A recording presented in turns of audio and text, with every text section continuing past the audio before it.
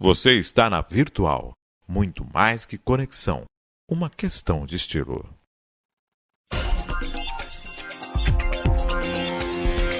Virtual News.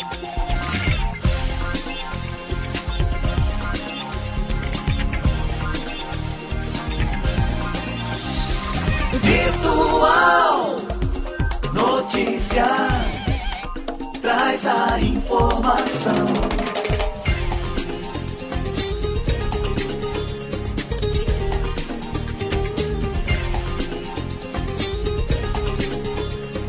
Virtual News.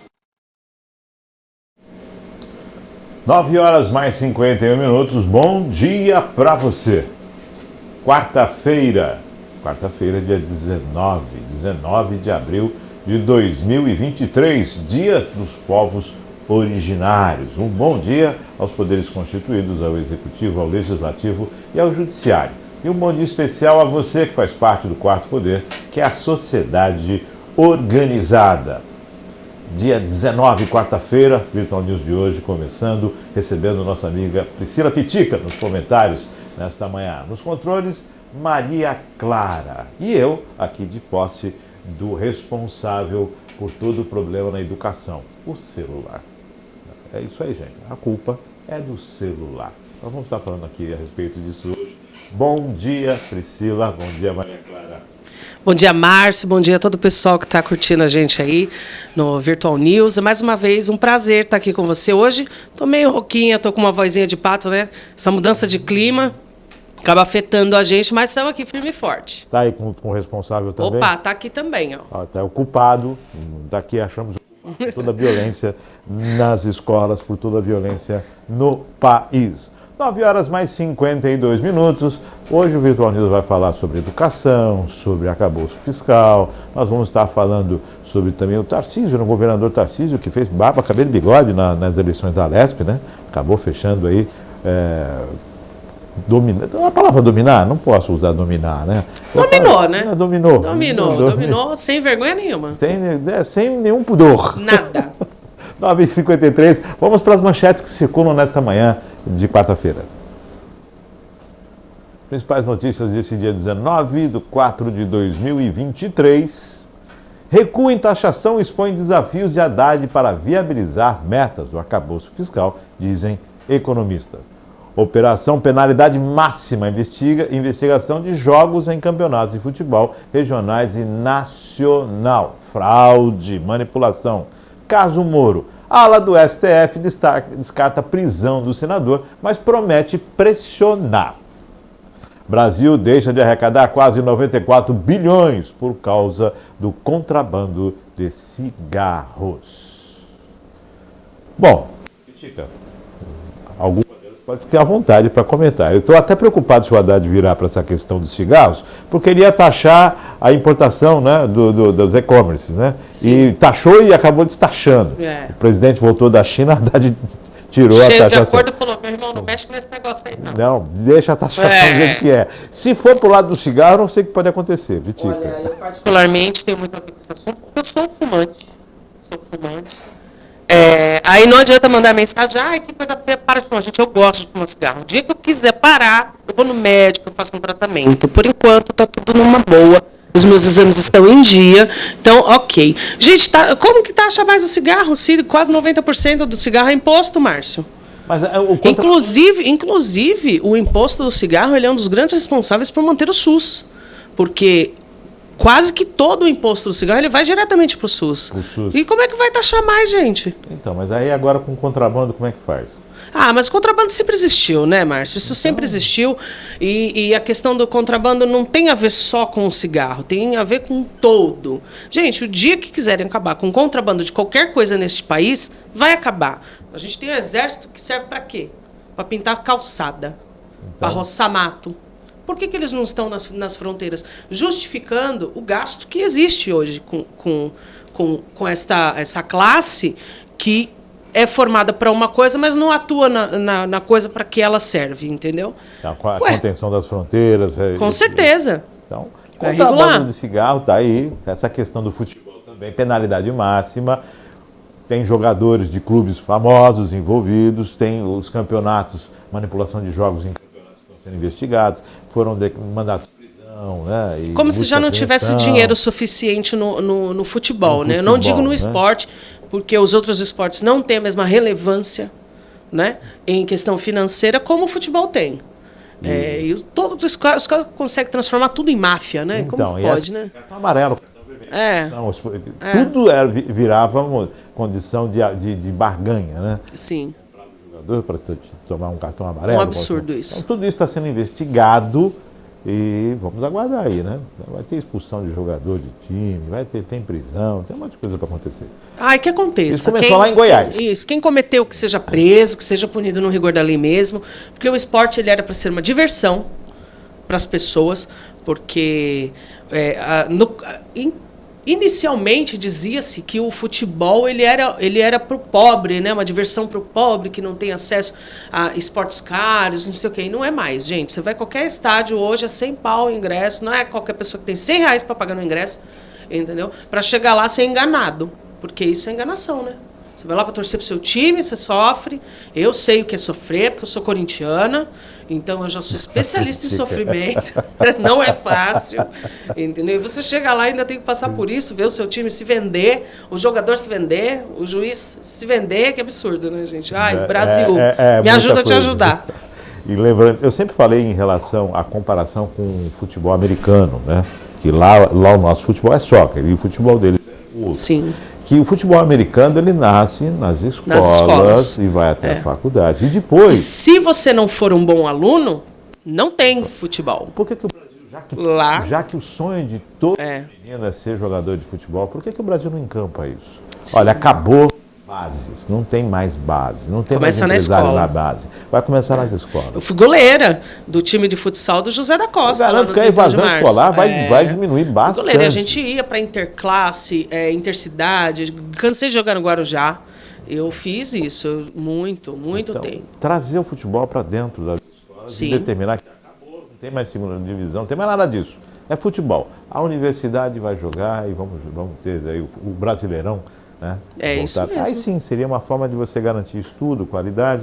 Se o sujeito não conseguiu a carreira profissional no futebol, mas conseguiu. Lá nos Estados Unidos, os grandes times, eles ficam, né, dentro, praticamente ali com o olheiro dentro das faculdades, né, dentro das escolas, para poder até garantir.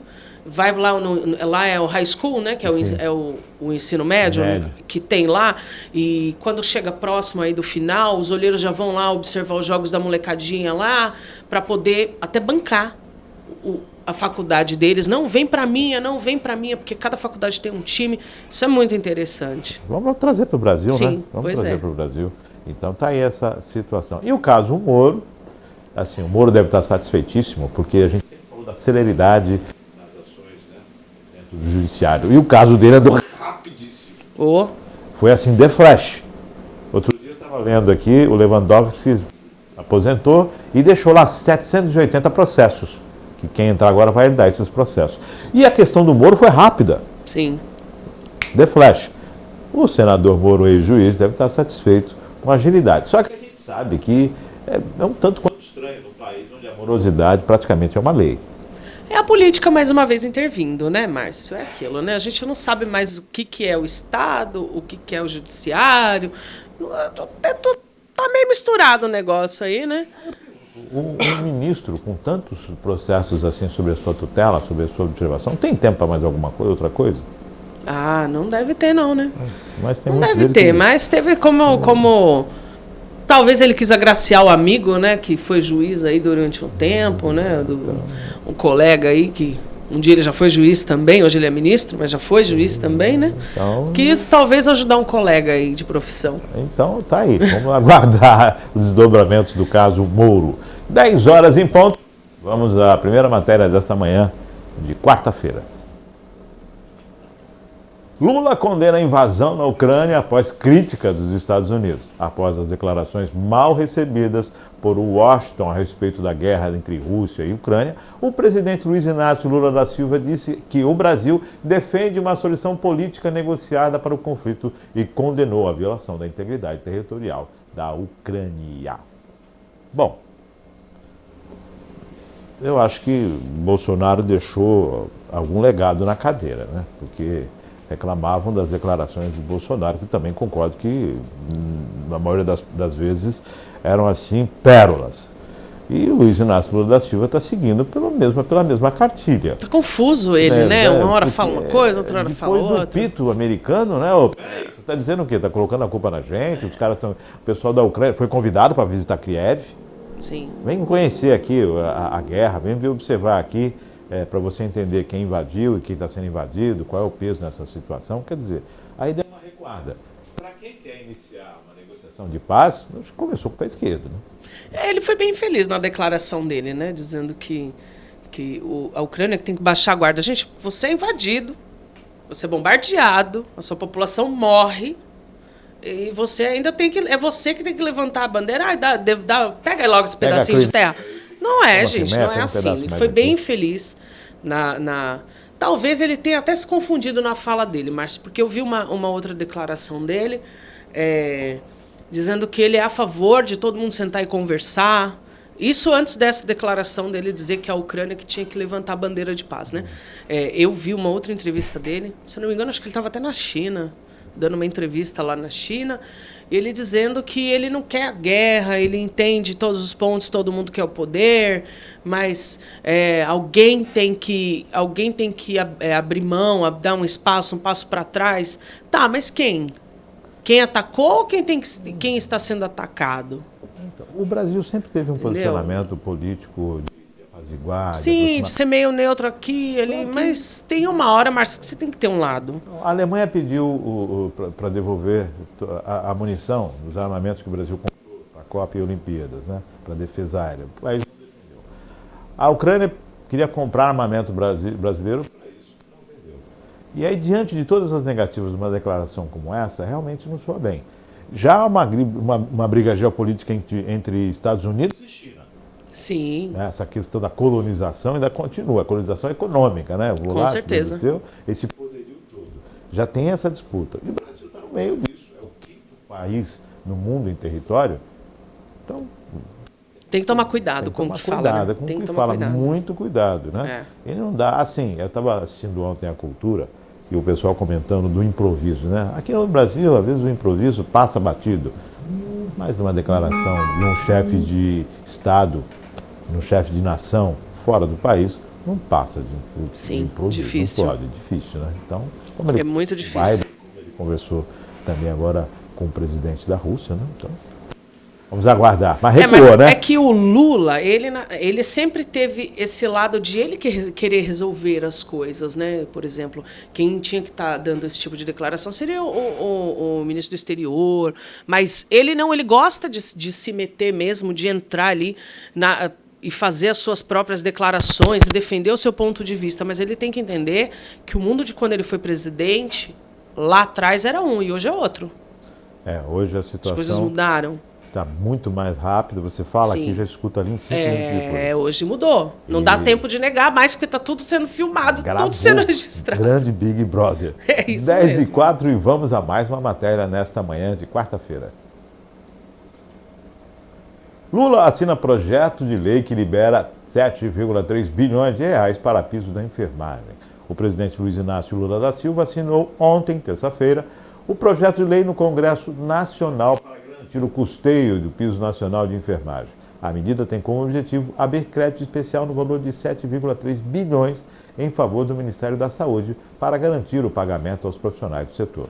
O texto ainda precisa ser aprovado pelo Congresso. O texto contempla o piso salarial para enfermeiros, técnicos e auxiliares de enfermagem e parteiras. O valor do piso aprovado pelo Congresso foi de R$ 4.750 para enfermeiros, R$ 3.225 para técnicos de enfermagem, R$ 2.375 para auxiliares de enfermagens e parteiras. O piso foi criado após a aprovação de uma PEC, a proposta de emenda à Constituição, pelo Congresso em julho de 2022. A aplicação foi suspensa por liminar do ministro Luiz Roberto Barroso, do STF, após a proposta não prever impacto financeiro para os entes da federação. No final de março, o presidente Lula afirmou que o governo federal pretendia subsidiar os salários dos profissionais de enfermagem das Santas Casas para que o piso nacional da categoria seja implementado. Lula afirmou que o ministro da Casa Civil, Rui Costa, reuniu-se com o ministro Luiz Roberto Barroso para que fosse revogada a liminar, suspendendo a aplicação do piso. Bom, o juiz interpretou a lei ao pé da letra. Sim. Tem impacto, não tem recurso, e como fica? Só que durante a pandemia, os enfermeiros, os médicos, toda a classe envolvida com a saúde foram os heróis. Todo mundo rendeu homenagens, bateu palmas, fez coraçãozinho, fez tudo. E na hora de colocar o piso, da valorização, aí ficou difícil. Aí tem teto, tem isso. Então, agora, né, com a suspensão, volta a tramitar e com certeza aí vai ser agraciado. No arcabouço fiscal, já está fora das metas, tá? A questão do piso. 7,1 bilhões de reais é um impacto. E vai tirar da onde? Então, é o Cartola. Da Cartola, né? Da Cartola. Então, merece a categoria? Merece. Sim, com certeza. Não desmerecendo os médicos, mas eu acho que a categoria que fez mais diferença na pandemia foi da enfermagem, sim. Porque eles são a primeira mão de obra ali, né? A linha de frente, né? A linha de frente, com certeza, com certeza. Óbvio que os médicos têm os méritos também. Alguns fizeram milagres, né? Aí na pandemia. Mas a enfermagem foi ali o batalhão de choque mesmo, que ficou à frente de tudo. E eles merecem, sim, a valorização.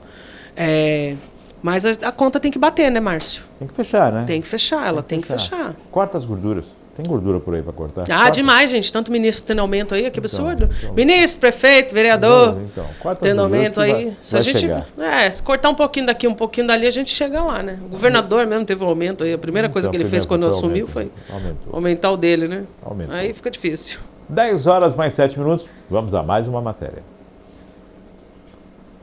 Arcabouço fiscal, palavra bonita. O projeto incluiu exceções ao limite de gastos do governo e desagrada mercado. Com ajustes de última hora, o governo finalmente encaminhou ao Congresso o projeto de lei do novo arcabouço fiscal para as contas públicas.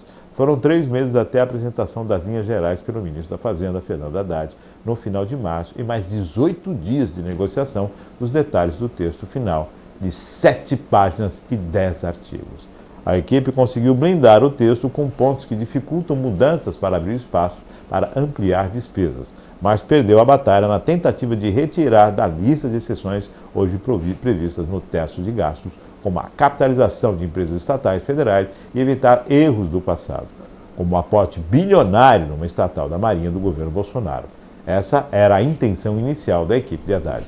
Ao todo, o governo incluiu no texto 13 exceções. No anúncio inicial do desenho da regra, o ministro da Fazenda divulgou apenas que as despesas do Fundeb e do piso da enfermagem não estariam sujeitas ao limite do teto.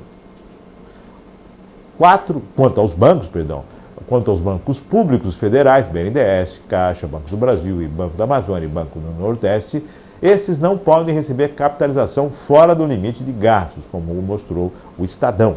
Ou seja, esses aportes ficam sujeitos à regra. Esse ponto desagradou os integrantes dos partidos de esquerda. O projeto obriga o presidente da República a explicar os casos de descumprimento das metas fiscais, para retirar responsabilidade por não cumprimento da meta que existia antes da lei de responsabilidade fiscal.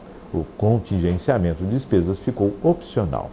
Pelo texto do arcabouço, a variação da receita será medida em termos reais, acima da inflação, até junho do ano anterior, com base na inflação acumulada até junho, enquanto a correção monetária, somada a essa variação real, será composta pela inflação acumulada de janeiro a junho, acrescida das projeções do governo contidas na proposta orçamentária para julho a dezembro. Confuso. Vamos começar pela palavra difícil, arcabouço. Que está todo mundo falando e ninguém sabe o que é, né, Márcio? O arcabouço fiscal, arcabouço fiscal, arcabouço fiscal, arcabouço fiscal. Antes era de gastos. Sim. Confesso que eu nunca tinha ouvido essa palavra, arcabouço fiscal. Eu só vi isso em alguns romances, em algumas literaturas, em algumas situações, né? E o arcabouço nada mais é do que esse conjunto de medidas. Sim. Uma forma diferente para falar de teto de gastos. É um conjunto de regras para equilibrar, né? Para equilibrar. O governo, para gastar mais, tem que estar arrecadando a mais. E da arrecadação, tem um percentual que ele pode gastar. gastar. É isso Só que aí ele pega o período anterior da inflação, joga com a projeção lá na frente, quer dizer, é uma guerra de números para Sim. garantir que eu possa estourar. Sim. Aí tem o mercado, que para variar só pensa no próprio bolso. Porque você não vê o mercado quando o pobre está passando fome, quando está comendo lixo, que foi o que aconteceu nos últimos anos. A população entrando dentro de um caminhão de lixo de carne, que ia ser destruído para comer, para fazer sopa de osso. Aí você não vê o mercado reagindo, né? Não tem o mercado só reage quando mexe no bolso dele. Aí fica difícil. Você falou uma questão excelente, Pitica. A gente sempre fala aqui que existe um Brasil, Sim. a pandemia mostrou que todos os projetos sociais, embora tentam alcançar, não chegam à necessidade real desse Sim. Brasil que não é visto. Dessas pessoas que não existiam como CPF, não existiam como RG, não existiam em cadastro nenhum, só o cadastro de Deus mesmo. Sim. Só a fila de São Pedro, tá lá. Fora isso, não existia. E o mercado não está nem aí para elas. Ele só torna interessante para o mercado se tiver renda e puder. Ou pegar um consignado. Se puder tirar do pobre, aí você vira alvo do mercado. Ou puder consignado, enfiar um empréstimo, aí ele é um absurdo isso. Mas essa questão do arcabouço, a gente volta a falar. O governo quer regular para se adequar. Gente, reforma tributária é necessário. Sim. Adequação, desoneração de folha é necessário. Esses aumentos absurdos aí dos Enxugar líderes, máquina, né, gente? é necessário. Mas não adianta você falar e vou enxugar a máquina e começar de baixo. Não, gente, é de cima. Você precisa toda É de uma cima estrutura. para baixo. A Quem máquina custa tá mais? pesada. Quem é que mais promove a taxa Selic? O próprio governo, captando Sim. recursos. É. Quer dizer, tá aí o arcabouço. Eu não sei, a LDO foi apresentada o mês passado.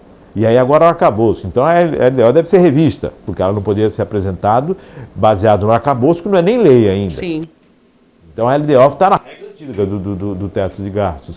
Então, quer dizer, é uma salada. É uma salada. E aí você fica assim, eu não sou nenhum as da economia. E aí você fica refém. A população ela fica refém de não saber o que está acontecendo nas esferas superiores em relação ao seu salário, aos seus ganhos, ao que está sendo investido na saúde que você utiliza pública. Você não sabe o que vai ser feito da escola, o que está sendo investido aonde, quem está ganhando o quê, quem está entrando no bolso. A gente que não está aí nas esferas superiores, a gente fica vítima desse monte de palavra difícil, Perfeito. desse monte de ação de quem comanda, né? E eles estão lá por cima da carne seca, ganhando, não tira nada deles e sobra sempre para a fatia de baixo. Isso é um absurdo, né? Eu estava comentando aqui outro dia em relação ao aumento, que o aumento é sofrido na ponta no supermercado. Sim, óbvio. Se você tem um aumento no custo básico da cesta, né, que, digamos de R$200, Sim. se você ganha R$5.000, você já vai pagar R$200 a mais aí, então em torno de quase 5%. Sim. Já 0,5% do que você ganha. Se você ganha R$4.000, um pouquinho mais, 8%. Agora, se você ganha R$1.500, isso se compromete a quase 10% do seu Sim. salário. Mais de 10%, perdão, a quase 20% do seu salário. Márcio, nós Então- tivemos aí a Semana Santa e eu comentei com o André, nós fomos nas peixarias, né, na feira. O peixe mais barato, assim, o mais em conta que você encontrava, tanto na peixaria quanto na feira, era R$40 o quilo. Quer dizer, E é aquele peixe que é para você cozinhar bem, para ver se desfaz a espinha, para você não morrer engasgado, né? porque, não tem essa. Já tem Porque essa. o peixe sem espinha, gente, salmão, R$105 o quilo do salmão. Então, bacalhau nem se fala, né? Eu não sou muito fã de bacalhau. Bacalhau nem Eu se gosto de fala. fazer um peixinho, fiz lá o meu peixinho ensopado. Mas, gente, não dá para você comprar 1 quilo de carne a R$50, gente, pelo amor de Deus. Então, quem sofre é quem ganha menos, que a maior parte da É. população brasileira é a que ganha menos. A base da pirâmide está ganhando o seu Sim. salário mínimo. E é quem um mais salário mínimo. contribui, Márcio. É E quem faz a mais roda girar. compra. Então, quando o leite sai de R$4,50 para R$8, é óbvio que está lascado. É isso mesmo. Parece que só a gente Porque quem enxerga está isso. lá em cima tem a própria vaca, né? Boa. 10 e 15, vamos para a próxima. Essa da própria vaca foi boa. Pacheco defende rapidez na votação das novas regras fiscais do governo. Pouco antes de o governo apresentar sua proposta de um novo arcabouço fiscal para o país, o presidente do Senado e do Congresso, Rodrigo Pacheco, defendeu rapidez na análise e na votação do projeto executivo para ajudar no equilíbrio das contas públicas. Acabei de falar o motivo, né? Ah, quando eles querem, ó. A LDO está correndo. Se não votarem, vai para o ano que vem com teto de gastos. Não vai com É isso acabou. mesmo. É. Quando eles querem, precisa, ó. Então precisa correr, porque se a LDO, porque vai ser analisado, nós tem um prazo para ser analisado. Mas se o Congresso começar a patinar, Sim. começou a patinar, enrolou, se não aprovar, acabou antes do prazo da LDO, um abraço, tchau. O orçamento, isso a peça mesmo. orçamentária vai embora. E aí a Tebet, ela está ali aguardando aprovar para entrar, né, fazer a emenda na LDO. Mas o arcabouço tem que ser votado. Sim. E logo que o Pacheco vai querer fazer o mais rápido possível, né? Ah, com certeza, né? Eles querem mostrar serviço, né? Sim, São mostrar trabalhadores. companheirismo, grupo, base, É. mas tem a questão ali no Congresso para... E aí, como é que fica? Vai Tem desenrolar, as vai comissões, desenrolar. tudo isso, então tem que correr. Então, o arcabouço aí pode ser também uma cilada. Então, tá muita gente... Pode ser um calabouço, né? Calabouço. 10h16. Vamos a mais uma matéria. Calabouço fiscal. BNDES pode captar 4,5 bilhões de dólares no exterior para investir no país, diz Barbosa. O Banco Nacional de Desenvolvimento Econômico e Social, o BNDES, negocia com organismos internacionais a captação de pelo menos 4,5 bilhões para investir nos próximos 4 anos, de acordo com o diretor de planejamento do banco, Nelson Barbosa, que participou da audiência na Comissão de Assuntos Econômicos, no CAI, na terça-feira, ontem. Vou lá fora pedir dinheiro para poder emprestar para os outros. Gente, assim, é estranho, né? É assim? Se a gente conta uma história dessa pra uma pessoa que não entende economia, que não conhece, não sabe o que acontece no BNDES, a pessoa fala, você tá maluco? Você tá maluco? E a gente tem que aceitar essas coisas com naturalidade, né? Eu vou lá pegar dinheiro lá fora para emprestar para os outros aqui dentro, para quem quer investir. Então, eu vou comprar com o estatal, mas eu vou comprar isso, eu preciso de um financiamento teu. Ah, tudo bem, eu vou lá fora, pego e te empresto. Eu vou construir porto, eu vou fazer isso. BNDES. Esse BNDES é uma mãe. O empreendedor no país, ele se torna empreendedor, a maioria por necessidade, não por planejamento.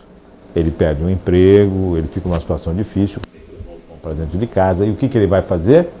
Ele vai correr atrás de vender alguma coisa, vai fazer um salgadinho, vai fazer uma pizza, vai fazer alguma coisa para gerar uma receita. E ele não vai fazer curso de capacitação, ele não vai entender dessa questão da métrica fiscal. Quando fala que ele precisa ter uma nota, ele vai lá, ele vai ter que ele tem que gerar dinheiro. Ele se vira nos 30. Aí ele vai se virar nos 30. E toda a questão tributária, de fiscalização, toda a questão documental, ele não está nem aí, porque ele não tem tempo para isso, nem dinheiro. Isso aconteceu muito durante a pandemia, né, Durante a pandemia. Principalmente comércio virtual, né? E aí a dificuldade de financiamento para o sujeito, porque assim, o banco ele quer garantia. O sujeito que está desempregado, está começando agora, vai dar garantia do quê? Sim. Esse não existe para o BNDES, existe? Não. Então, e é quem deveria, né? É quem deveria. Porque é quem trabalha de verdade, quem faz acontecer. A gente vê casos aí de gente que mudou a própria vida, vivia infeliz em emprego. Isso a gente encontra milhares de histórias de pessoas que eram infelizes no emprego e chegou no limite e falou, não quero mais, vou fazer o que eu quero. E criam-se empresas de sucesso. Sim. Né? E que a pessoa está tão acostumada a fazer os outros ganhar dinheiro que quando ela investe nela, é um boom, assim, né? É algo que explode, cresce. E é para esse tipo de gente que eles tinham que olhar, né? E desburocratizar, não? Sim, Priscila? Porque é o seguinte, os caras pedem até a aliança da parteira. Sim. Você tem que falar coisas de época que você estava no útero da sua progenitora, para poder ter uma ideia do que é necessário. Então, essa dificuldade toda emperra o país. Vai pegar dinheiro lá fora, por quê? O arcabouço já disse que tem meta para cumprir. Sim. Já está indo buscar dinheiro lá fora. Quer dizer, o BNDES já não é visto com bons olhos. Né? O pessoal perguntava, cadê a caixa de Pandora do BNDES? E agora mais essa, a gente fica, vai investir onde? Em infraestrutura? Ora, nós vamos construir estradas, nós vamos construir rodovias, nós vamos melhorar todo o sistema, né, do país, nós vamos investir em infraestrutura nos rincões brasileiros. Legal. Mas vai fazer o quê? Vai emprestar para quem? E aí você analisa, mas que são grandes empresas que precisam deste empréstimo, né? Sim. Ou seja, se ela já é uma grande empresa e ela não consegue se gerir, ela precisa de um empréstimo. Você precisa do banco. Parou, né? Parou, né? Sei não, hein? Eu não Parou, sei né? não, hein? Está indo buscar 4,5 bilhões de dólares. Só da questão do acordo de leniência das empresas são 8,4 milhões de reais aí. Sim. Então, bilhões de reais, digo. Então, É muito dinheiro. e que não estão pagando. Estão com muito dificuldade. Então, peraí, vamos apertar o passo. 10 horas mais 20 minutos, mais uma matéria. 20 de abril, amanhã, é um dia em que escolas podem parar devido à violência. Esse ponto das escolas, nós vamos falar que tem mais de 750 perfis que são retirados das redes sociais, liberação de verba por parte do governo federal, declarações do presidente Lula, jogos violentos, ações do município, segurança nas escolas e indecisão dos governos. Eu escolhi pode colocar, volta para mim, por favor. Eu escolhi uma imagem, Piti, que eu acho que você reconhece esse mobiliário, Sim. esse mobiliário de uma sala Sim. de aula. Sim. Bom, mobiliário dos anos 80, dos anos 90. Ainda existem algumas escolas que ainda têm este mobiliário ainda. Sim. E foi realmente para lembrar de onde estávamos e para onde estamos indo. Pitica, o dia de amanhã é um dia em que está todo mundo temendo, está todo mundo preocupado, porque houve aquela violência contra a professora em São Paulo, houve a questão da invasão da creche em Santa Catarina, os pais, todo mundo preocupado com violência, o presidente culpando o celular, né? Tudo se fala, mas ninguém puxa a orelha de quem deve ser puxado, que é da família. Sim, óbvio. Da família. Óbvio. Eu quero segurança para o meu filho na escola, porém eu não sei nem o que ele faz em casa. Sim. Como é que a gente começa a observar esses pontos? Eu elenquei ali perfis. Nós estamos num país de 220 milhões de habitantes. 750 pessoas são capazes de perturbar a ordem em um país como esse? É difícil, Márcio. Não sou nenhuma especialista em educação, tá? Sou locutora, sou jornalista. Mas antes disso tudo, eu sou mãe. Então, eu posso falar de educação de filhos, porque eu tenho 2. Meu filho mais velho vai fazer 22 anos. Não parece, eu sei. E a minha filha mais nova vai fazer 19 anos. Bom, os meus filhos já não estudam mais, mas na época que eles estudavam, eu sabia o que eles estavam aprendendo na escola, eu sabia o que eles estavam assistindo. Pegaram um pouco a época aí de celular, porque o meu filho foi ter um celular mesmo com acesso à internet, acredito que com 15 para 16 anos. Hoje, as crianças de 1 ano já têm uma tela na mão, tá? Já começa por aí, porque a mamãe quer sossego, taca o celular na criança de 1 ano. E eu já vi isso. Eu já vi. A criança de 1 ano já é viciada num determinado desenho animado que tem no YouTube ainda. No YouTube, que é o quê? É uma porta para o mundo. Sim, O YouTube é uma porta para o mundo. Você encontra de tudo. Sim, não tem filtro. Porque quando você dá o seu celular para o seu filho, você dá ele sem filtro. Por quê? Porque o YouTube não está identificando que não é você que está tendo acesso. Até tem lá na plataforma filtros infantis, esse tipo de coisa, tem como você colocar. Só que no teu aparelho, você não vai usar um filtro desse. Então você acaba entregando a porta do mundo para o seu filho. E é assim, o meu filho mais velho teve acesso ao celular aos 15, quando ele começou a trabalhar, que ele comprou o celular dele, com 15 anos. Ele entregava água até de bicicleta ali onde a gente morava. A minha filha foi ter um celular mesmo, assim, com internet também nessa faixa de 15 a 16 anos. Mas, gente, criança não tem que ter celular com senha. Criança não tem que ficar sozinha na frente do computador. Entendeu? A informação, ela é muito boa. Mas se você não sabe usar ela, Márcio, ela te engole. Ela faz uma lavagem cerebral. A gente tá com um problema nessa geração que ela já está nascendo adoecida mentalmente.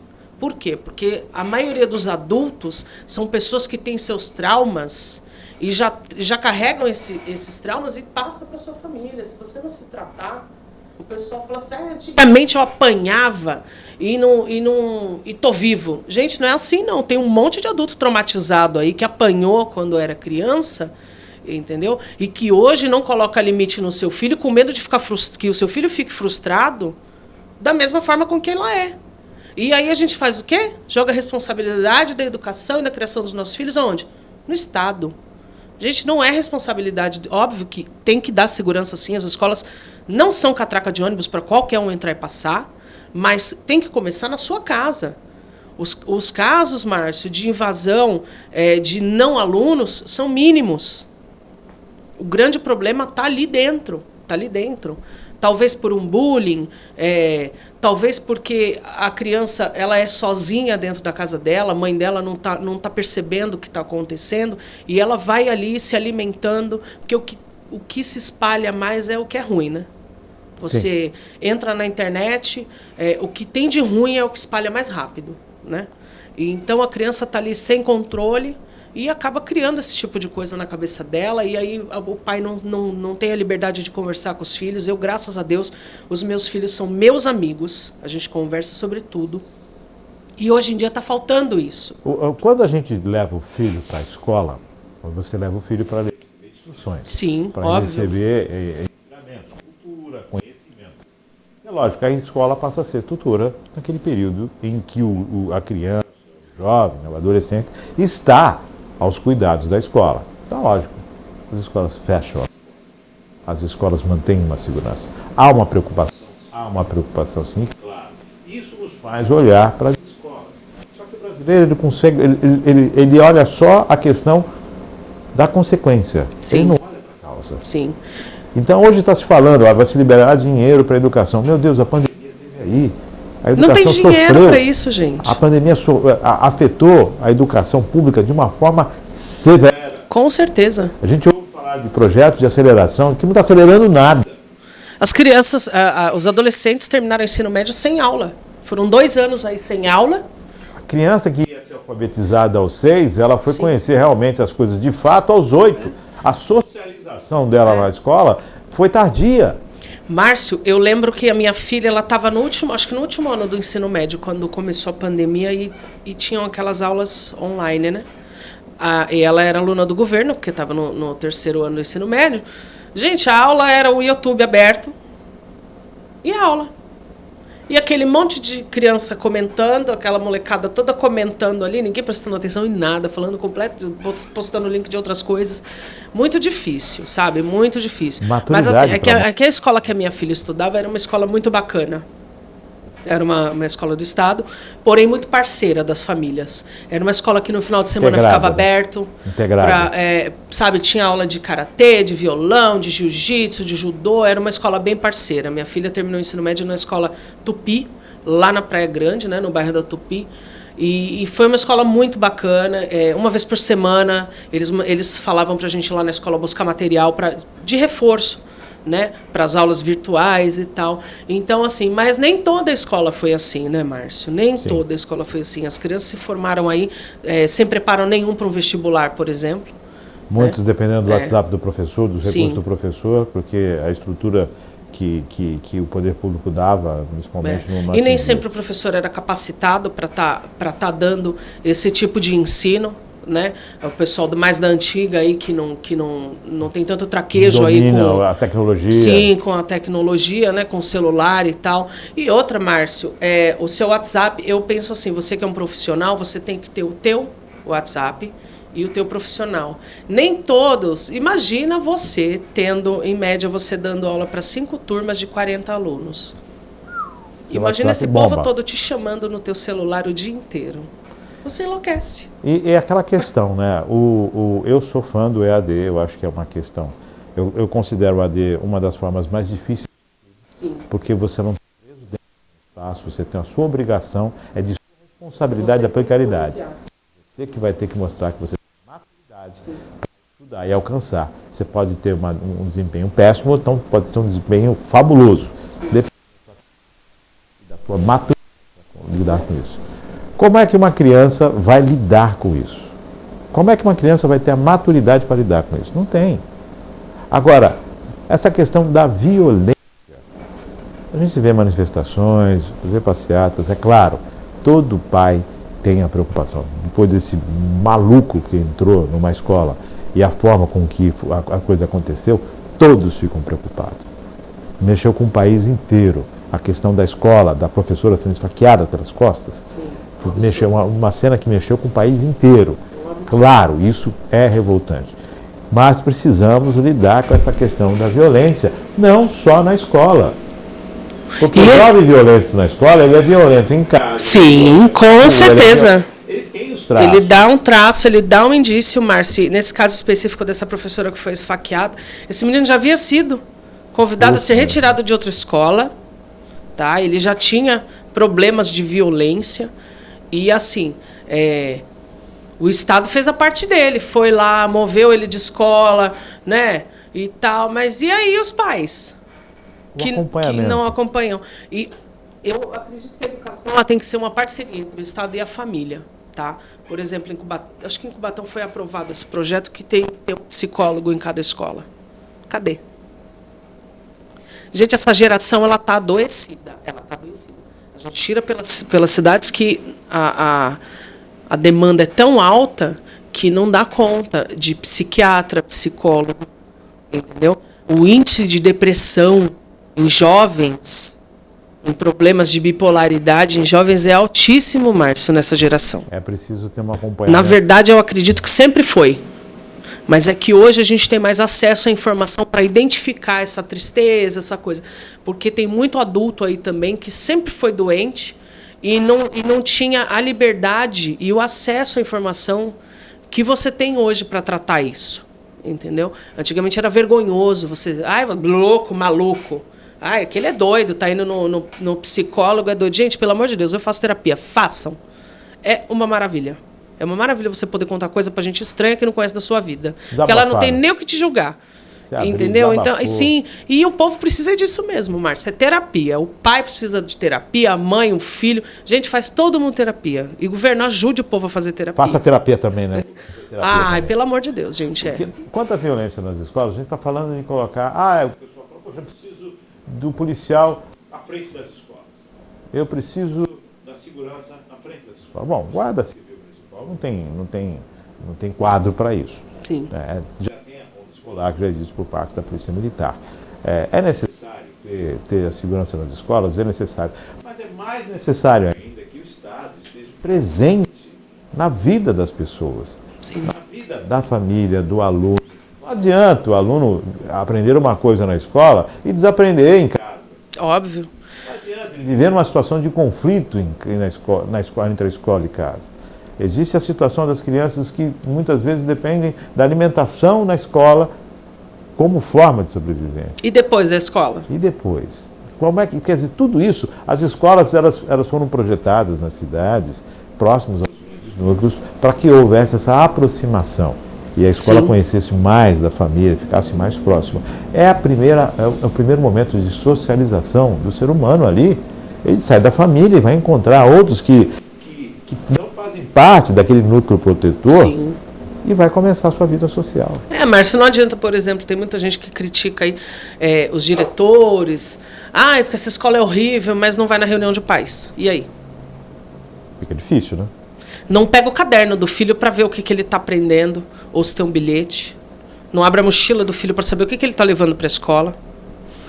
Quando eu vou sentir um país cada vez melhor quando os pais forem às escolas cobrarem estrutura de ensino. Sim.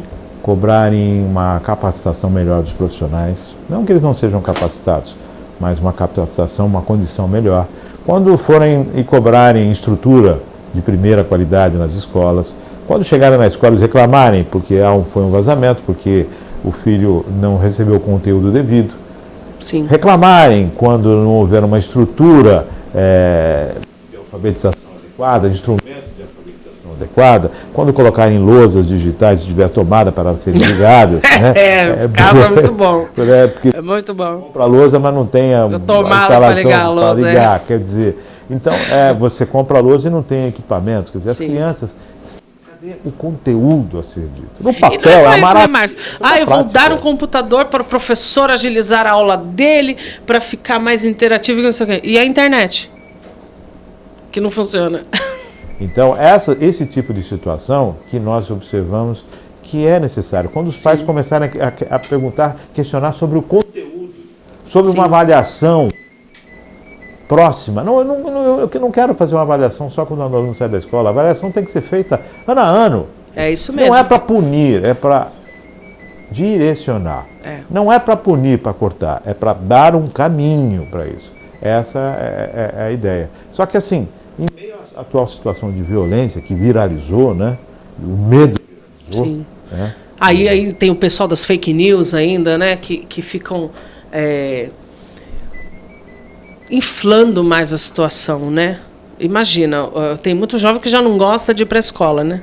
Aí você recebe... Semana passada eu fiquei tão indignada com um caso que aconteceu aqui em Cubatão. Porque uma fulana de tal... Ai, gente, olha, eu não sou a favor da violência, não, mas tem hora que, sinceramente, dá vontade, viu?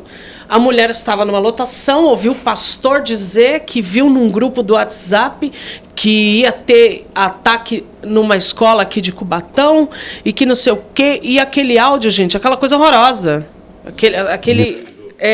E viralizou, todo mundo recebeu. Eu recebi aqui no meu celular. E aí a gente fica assim, gente, peraí, a mulher estava dentro de uma lotação, de um ônibus, e ouviu a mulher dizer que o pastor falou, que ouviu não sei quem falar, que ia ter um ataque numa escola. Mas que absurdo, que absurdo.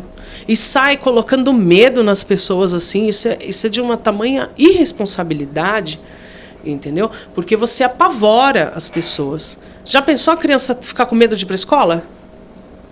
É que isso absurdo. que nós estamos promovendo. Lógico, é sério, violência. Óbvio vidas, que é. Não estamos discutindo, tirando o peso e a seriedade do Sim. assunto. Mas precisamos lidar com controle emocional sobre Claro, isso. com responsabilidade. Inteligência emocional sobre Imagina uma mãe tá em casa ali, tá no trabalho. Não, imagina uma mãe que tá no trabalho, gente. Mãe solo, que é a realidade aí da maioria. A mãe solo, mora em Cubatão, trabalha onde? Praia Grande. Imagina uma mulher dessa, recebendo uma mensagem dessa. Ai, a escola do meu filho, como é que ela faz? Se o patrão dela não deixa ela sair. Abandona tudo, sai correndo. E como é que faz? E como é que vive assim? Que absurdo, gente. As seguranças nas escolas, nós não temos os controladores de acesso nas Sim. escolas? Que eu saiba, eu conheço nas cidades, principalmente na cidade de Cubatão, não conheço escolas que tenham muros baixos. Talvez alguma outra no Casqueiro, mas a maioria, né, É tudo muro alto. muro alto, com grade. Foi colocado grade em muitas delas, mas José da Costa com graxa, inclusive. Entendeu? E é toda uma situação que é para favorecer a segurança. Precisamos se discutir a segurança nas escolas? Precisamos. Mas o prédio por si só não é educação. Sim. A educação é formada pelos professores, pelo pessoal da administração, pelos coordenadores, pelos alunos e pais de alunos. Sim, com certeza. Até porque a educação ela tem que vir de casa, né, Márcio? A gente vai para a escola para adquirir conhecimento. Quem é o seu filho em casa e quem é o seu filho na escola? Sim. Sim. Eu sou de uma geração que mamãe ia na reunião de pais e falou, se escutar alguma coisa lá, já viu, hein? Come. Eu já saio de casa com você com 50% já de negatividade. Que se você aprontou alguma coisa... É isso mesmo. E eu vi as críticas dos professores, eu vi as colocações. Sim. Nós tivemos casos de mães agredindo professores, nós tivemos casos... Quer dizer, a criança sabe... O Enzo é um anjo, né? Como dizem, né? O meme diz, o Enzo é um anjo. E teve um meme na pandemia, de que a professora online falou, nossa, eu não reconheço esse menino, ele está quase derrubando a casa esse tempo todo. A professora, nossa, mas aqui na sala de aula é um anjo. Isso mesmo. Então, aquela inversão de valores. Então, é isso que a gente precisa, Pitico. Com certeza, Márcio, não dá para cobrar só o Estado. A gente tem que fazer a nossa parte, a gente tem que saber sim o que os nossos filhos estão assistindo, o que eles estão lendo, o que eles estão acessando. Eu quero saber qual pai que dá um celular para o seu filho que não sabe o que ele anda, não sabe o histórico de navegação do seu filho. Quando eu vejo jovens que saem às ruas aí e viram madrugadas, aí você olha e fala, nossa, mas como pode, né? Qual a preocupação dos pais? Você tem preocupação agora na escola. E quando ele sai 10 horas da noite de casa, qual a sua preocupação? Tem que ver se é igual, né? A mesma preocupação que está sendo aplicada aí para cobrar, se está sendo aplicada para se cobrar também, né? Muitas pessoas acreditam que a violência é agressão física apenas. Não. A criança pode estar observando a violência em casa. uma voz mais alta, alteração de humor, alteração de voz, um grito, uma discussão dos pais. Ela está presenciando tudo aquilo. E eles dão sinais, né, Márcio? É público e notório quando você vai analisar o perfil desses jovens que cometeram, né, essas atrocidades. Você entra no quarto, você vê sinais, gente. Você vê sinais. Seu filho está comprando touca ninja pela internet. Pra que seu filho é ninja? Verão. Ele é ninja? Em Não é pleno verão. ninja. Ele é da Yakuza? Ele é japonês lá né, das máfias do ninja? Não é. Seu filho está comprando um punhal. Seu filho está comprando um soco inglês, né? Que eles têm, né? A vestimenta, né? Luva preta, teu filho está comprando. Teu filho está comprando uma jaqueta preta, uma calça preta, um coturno preto. Óbvio que se ele curtir um rock também, tem que, né? Você vai saber pelo barulho, né? Mas você tem que observar, gente, o que seu filho está comprando pela internet. O que você está pagando? Porque o trabalho que está comprando é você. Sim. O meu filho, gente, na minha casa chega pacote da Shopee quase todo dia, porque os meus filhos compram muito, mas eu sei o que é. Entendeu? Por quê? Porque sou eu que recebo. Eu sei o que é. Às vezes vai com um presente para mim, né? Nunca é, mas eu acredito que um dia vai chegar ainda. Mas as pessoas, você tem que observar o seu filho hoje em dia. Você tem que tomar conta. O presidente Lula falou que a culpa é do celular. Em alguns casos pode até ser. Entendeu? Por quê? Porque tem pai e mãe que terceiriza a educação do seu filho para a tela. Quer aprender a cantar, vai cantar no YouTube. Quer aprender a conversar, vai para o WhatsApp. Não é assim, gente. Foi uma declaração muito rasa da parte dele. Foi raso. O problema é muito mais profundo do que a culpa é do celular. Não é do celular. Eu comparo com aquela questão que a culpa é da TV. Não, a culpa não é da TV. Não. A culpa não é do controle remoto. Claro que não. A culpa é daquele que não se atém, não filtra. Que ele tem que resolver. Mas a TV é aberta. Bom, a TV é aberta é concessão. Se o governo não controlar essa concessão, não observar o que está sendo vinculado, aí o governo tem responsabilidade. Mas certeza. O programa não está bom, você de canal. Isso mesmo. A influência negativa, você de canal. Isso Se você tem um controle sobre a TV, que a maioria, todo mundo tem, mas poucos exercem, você tem um controle sobre o celular também. E existem ferramentas no próprio celular para isso. Chama-se controle dos pais. Sim, esse negócio de que o meu filho tem que ter a vida particular, tem que ter nada, meu filho, enquanto morar debaixo do meu teto, minhas regras, minha casa, vai ter que falar para mim as coisas assim, eu tenho a liberdade dentro da minha casa de saber o que meus filhos estão fazendo. Entendeu? Não tem essa, quer ter independência, vá trabalhar, vai ter a tua casa, vai ter a tua internet, vai ter as suas coisas. Aí sim eu não tenho mais. Detalhe, sou mãe, eu posso ainda, eu tenho a licença poética de chegar a hora que eu quiser ainda, né? Então, assim, não tem que ter essa, porque é o momento de liberdade dele. Gente, liberdade com responsabilidade. Você tem que saber o que seu filho está acessando, o que ele está consumindo fora da sua casa ou às vezes dentro da sua casa. Essa questão da liberdade, a gente precisa observar. Liberdade até que ponto e segurança até que ponto. Sim, onde claro para que a liberdade começa a segurança. Não vai ser um carrasco, né? Mas também não vai ser aquele que é enganado o tempo todo pelas ações dos filhos, por aqueles que acabam manipulando até os próprios. Pois é. Cuidado. Responsabilidade de segurança é do Estado. Educação vem de berço. Com certeza, vem de casa. 10 horas mais 44 minutos, recebi a notícia do falecimento do Luiz Carlos Andrade. Hoje, nesta manhã, nós não tivemos uma confirmação, mas realmente a notícia chegou. E Luiz Carlos sempre foi defensor, né, do polo, de uma questão de colocar esse polo de desenvolvimento a favor da municipalidade, uma pessoa dentro do cenário político, sempre trabalhando aí, e sem dúvida fez a sua história e deixa aí uma proposta de vida para que todos possam seguir. Então, nossos sentimentos à família e que Deus o acolha. É isso aí, com certeza ele vai defender tecnologia onde ele estiver. Bastante, né? Ele foi amigo do meu pai, né? O meu pai era o Miguel Chileno aqui do sindicato, né? E ele era amigo do meu pai. Meu pai sempre falava muito dele, lá em Cubatão como é que tá, né? Então, meus sentimentos à família. Civil, né? Então fica esse nosso sentimento. aqui no nosso... É isso mesmo, um abraço a toda a família, que Deus conforte a todos. 10 horas mais 45 minutos, falamos, teve passeata ontem na cidade de Cubatão, a chuva atrapalhou na questão, a manifestação ela é devida, positiva. Então, uma observação por parte do poder público, uma ação concreta, transparente e com reflexos positivos. Sim.